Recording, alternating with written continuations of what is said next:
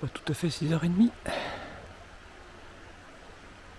Donc redémarrage de Candanchou après une journée de repos à l'heure du laitier. Donc journée de repos non prévue parce que problème de santé de ma fille. Bon, pas embêtant mais pas grave. Et puis mon téléphone a refusé de démarrer hier matin quand je voulais repartir. Donc on a fait un aller-retour à Pau, médecin, pharmacie et remplacement téléphone. Donc c'est reparti maintenant. Allez go. Donc là au-dessus vous voyez l'auberge épicerie, enfin micro-épicerie du col. Honnêtement, si vous avez besoin de ravitaillement, le détour sur Candanchou c'est rien du tout. Vous faites 1,5 km tout cassé depuis le col et vous avez différents chemins pour rattraper, qui fait que le surcoût temps il est pas énorme et vous avez des vrais commerces quoi. Profitez-en. Donc pour ceux de Compostelle, voici l'oratoire du col. Je vais monter par le sentier là. Là au fond, le col des Moines. Et moi, je m'en vais par la vallée d'Aspe. Par là. Premier rayon de soleil sur la vallée d'Aspe. La journée est annoncée chaude à nouveau. Et ça rechute durablement à partir de demain. Donc dernière journée de chaleur. Je vais essayer de faire sur les crêtes autour de 2000 mètres là. Et après c'est l'entrée dans le Pays Basque. Et je suis bien content de ne pas faire le Pays Basque avec les fortes chaleurs. Des petites choses qui grincent dans mon sac. Il va falloir que je règle ça à la pause.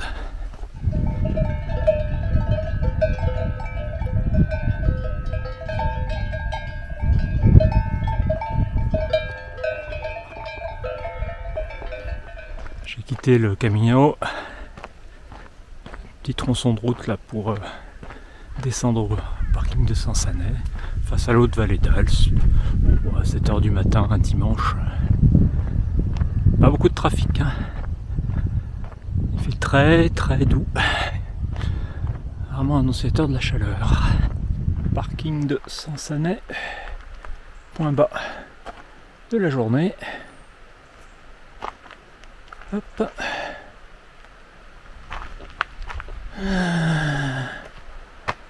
Et maintenant, on va remonter. Un petit rappel que le refuge d'Arlet est en travaux.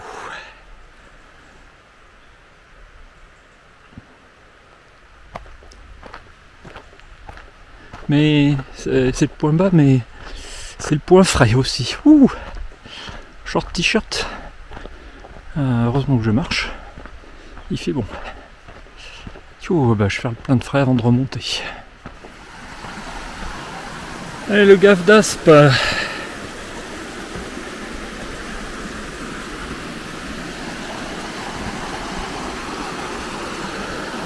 On prend la rive gauche. En hauteur. C'est parti. Je crois qu'à partir d'ici, c'est quoi? C'est Escourel.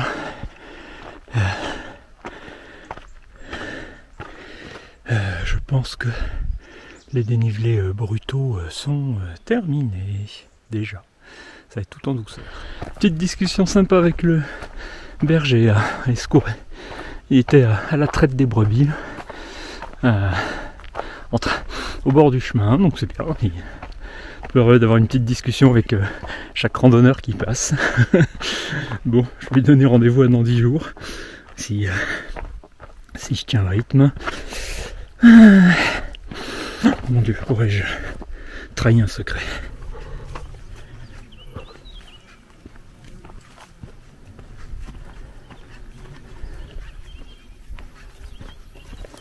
En fait, je crois que faut pas trop regarder. Faut pas trop s'arrêter. Parce que sinon, on n'en sort pas. À partout. Oh, regardez, et un chevreuil là en bas, là en face. Hop, et il est parti. Parce que il y a aussi les framboises qui s'y mettent. J'en ai déjà vu plein. C'est pas possible. C'est pas possible. C'est pas possible. Et me voilà arrivant dans le vallon d'Espelunguer avec cette belle montagne de grès rouge. Hop. Le soleil commence à donner. J'ai mis la batterie solaire à charger et je laisse mon nouveau téléphone consommer, voir un peu comment il se comporte. A priori, il a l'air de consommer au ralenti par rapport à l'autre, c'est plutôt bien. Le Somport là au fond, le vallon d'Espelunguer là en bas.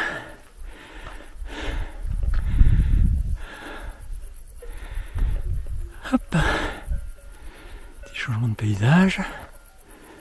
Allez, on va se faire une pause quand il y a un point d'eau. Ouais, j'ai eu un pouillem des 3 heures de marche depuis Candanchot qui est derrière le Somport. On voit un toit briller là juste au col. Donc 3 heures de marche, c'est bien. Avec le temps de faire la petite pause, je pense que là il y a des recoins à l'ombre et je viens de faire le plein d'eau fraîche, donc c'est parfait. Bon, tandis que les vautours tournent. Là, haute vallée d'Aspe, le Somport. Et donc je passe ce petit collet. Et je crois que la balade devient beaucoup plus à flanc.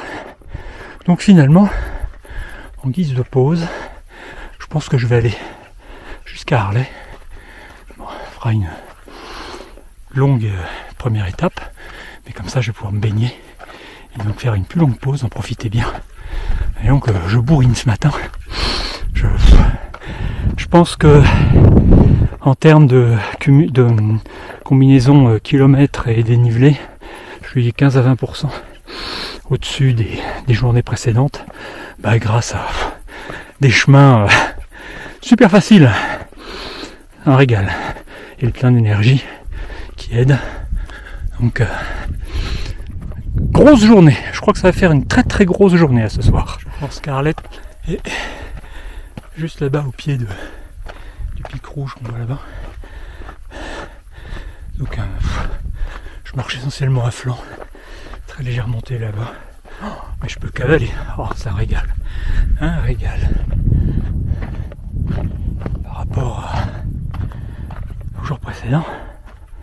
Phew, mignonne les bergeries avec leurs 2 petits lacs.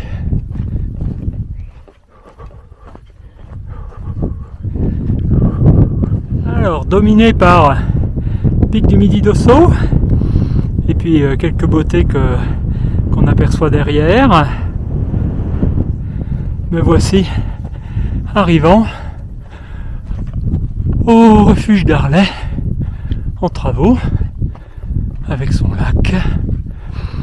Pause et baignade en perspective. Que cette pause baignade va faire du bien.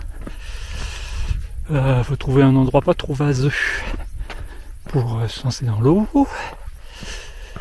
Et bon, tant pis pour le soleil, parce que l'ombre de toute façon elle est rare. Ici. Donc il faudrait un gros rocher là, peut-être par là, on va voir. Alors les vautours sont perchés sur la petite tour là. Tu en as aussi 2 de chaque côté posés en dessous. Hein. Ouais. Ah ouais, je les vois bien.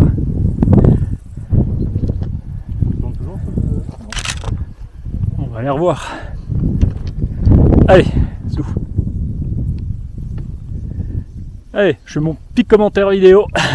Col de Saoubatou. De mémoire, on trouve une source là-bas en contrebas. Col de Bœuf en plein vent chaud.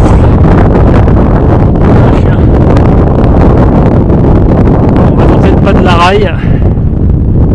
Bon, si vous voulez une chambre pour la nuit à Aix, vous avez le numéro. On descend par là et on va passer. Voilà.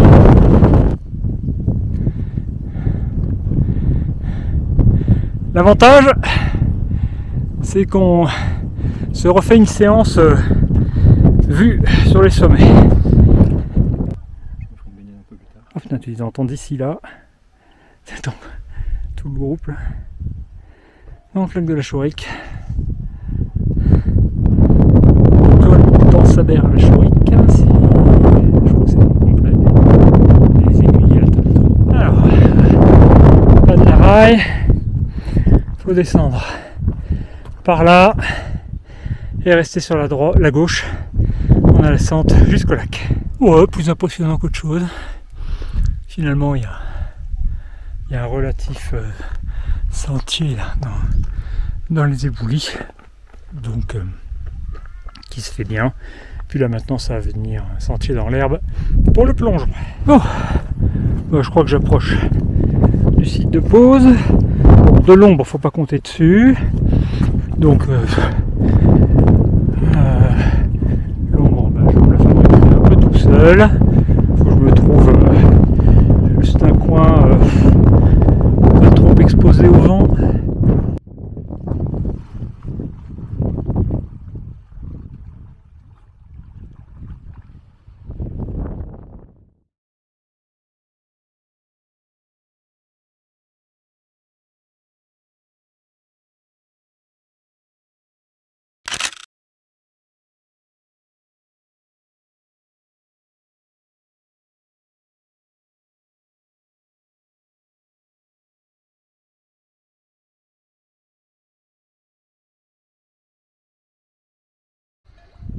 En voilà deux qui voudraient même rendre visite. Hein. Chose à pour les éconduire. Je quitte le lac de la Chorique, où je viens de passer plus d'une heure à me baigner, à déjeuner, à faire le plein d'eau. Donc j'ai marché quelques heures avec Florian, qui, c'est rigolo, correspond sur Facebook avec Julien. Julien qui est quelque part, je pense, derrière nous, pas très loin. Et moi maintenant, je vais essayer de trouver mon petit itinéraire alternatif pour rallier Bellagua au plus court.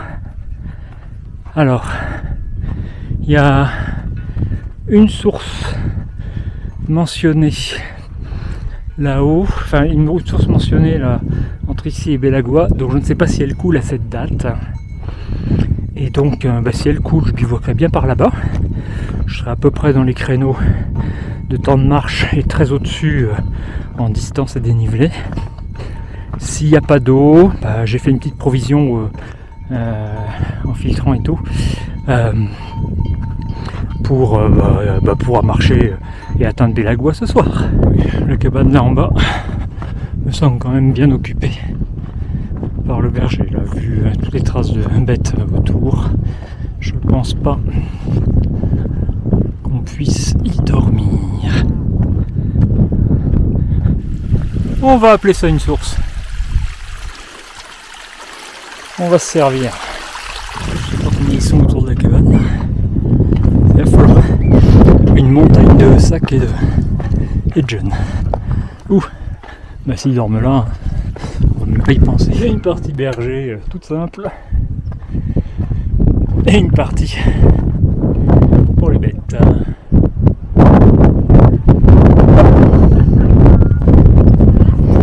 Allez!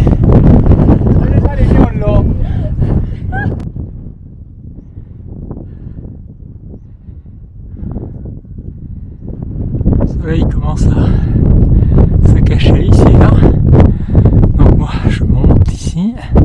Je vais passer un col qui est juste caché là sur la droite. Je vais obliquer vers la gauche pour faire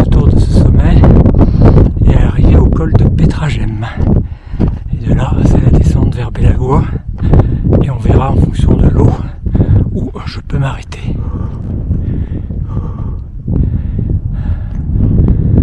Waouh, vraiment des cirques. Désolé, magnifique.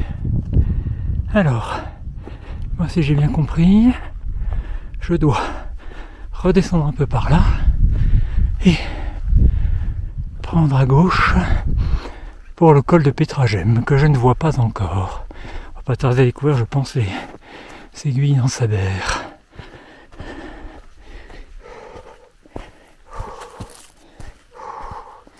Salut vous, c'est vous qui faites tout le boulot. Donc là au fond on voit l'Esquin.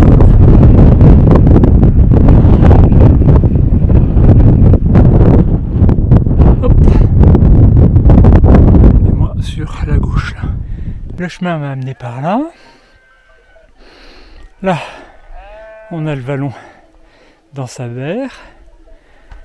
La bergerie et son abri randonneur là au fond. L'Esquin juste caché là-bas. Et donc, col de Pétragem, il va être là-bas en face. Et là, admirez-moi ça. Pas beau? Profitez. Hein. Voilà. Il s'agit d'aller se faufiler au pied de cette cathédrale là. On va passer par la gauche au col de Pétragem, autrement appelé col d'Anceau.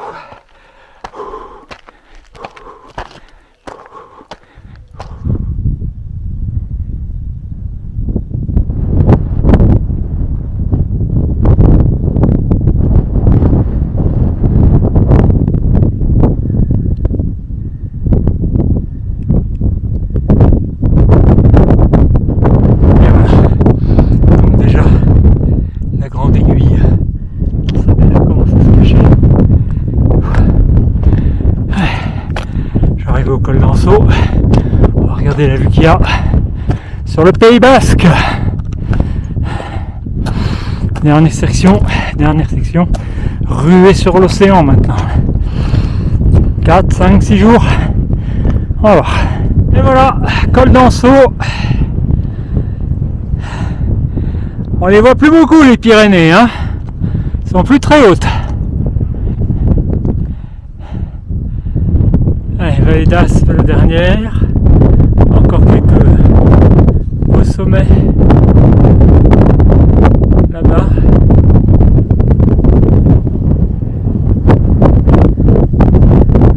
Voilà, donc, comme vous l'aurez compris, nous sommes dans un pays de Lapiaz, donc toute l'eau pénètre là dans le terrain calcaire, il n'y en a plus du tout en surface, donc j'ai à peu près 2 litres sur moi. Avec donc c'est une sécurité parce qu'idéalement alors il y a une source indiquée près d'un abri dont je ne sais plus très bien dans quel état il est, à mon avis il est croulant, il y a une source sur le chemin, donc s'il y a de l'eau je vais essayer de bivouaquer par là, ça sera sympa. J'aurais fait mon quota d'heures, de kilomètres, de tout, etc. Donc c'est bien. S'il n'y a pas d'eau, mes 2 litres, ils vont me servir à marcher et descendre jusqu'à Belagua où il y en a. Et tant pis si j'arrive à 22 h. Il fera encore un peu jour. Voilà, c'est le topo. Bienvenue dans la caillasse. Ce labyrinthe de pierre. Je suis une trace vraiment évanescente. Bon, semble suivre une logique. Alors c'est pas vraiment une trace, il n'y a pas de cairn et tout, mais de temps en temps, je vois des zones désherbées avec des semblants de traces de pas. Donc, c'est que ça doit être ça. Faut suivre, hein. Cool, j'aime bien, c'est fun. Colado de Linsa, j'en approche. Je pensais être toujours dans le Lapiaz. Je pensais pas avoir de belles prairies comme ça. Il suffit d'avoir de l'eau et Le bivouac est tout facile. Il suffit. Colado de Linza. Bon. Il y avait tout un groupe là à l'instant, mais ils sont partis à la descente par là. Donc moi, je retourne un peu en direction des Lapia là. Et là, la tape des Trois Rois là. Ce sera pour une autre fois. En soirée, bon, ils sont tout seuls. Je manque d'énergie. Mais de toute façon, j'ai envie de découvrir ce côté-là. Et j'avoue que c'est sympa. Bon, donc, c'est le long de ce chemin que je dois avoir une cabane a priori en ruine. Mais surtout, il devrait y avoir un point d'eau. Grande question. Si je m'arrête là, ça fera un peu plus de 10 heures de marche. C'est bien. Et en plus, sur un super bon rythme, donc je me suis bien avancé. S'il n'y en a pas, et j'ai même plus de litres. Oh, ça fait le bivouac. Mais j'aurai soif demain matin. Bon, la source, c'est ça. Quelque part, on voit bien qu'il n'y a vraiment plus rien dedans. Bon, donc c'est à sec. Donc la question c'est ce que je peux faire avec les 2 petits litres que j'ai. Je pense que oui. De la Hoya del Solano. Elle est debout finalement, je pensais qu'elle était démolie. Et il y a 1, 2, 3, 4 lits. Allez, donc il fait bon. Non, ça va, il fait pas trop chaud. Ah ouais. Yo. Mais je suis plutôt d'avis de planter la tente si je trouve un coin sympa. Je vais aller discuter un peu avec les 2 autres occupants.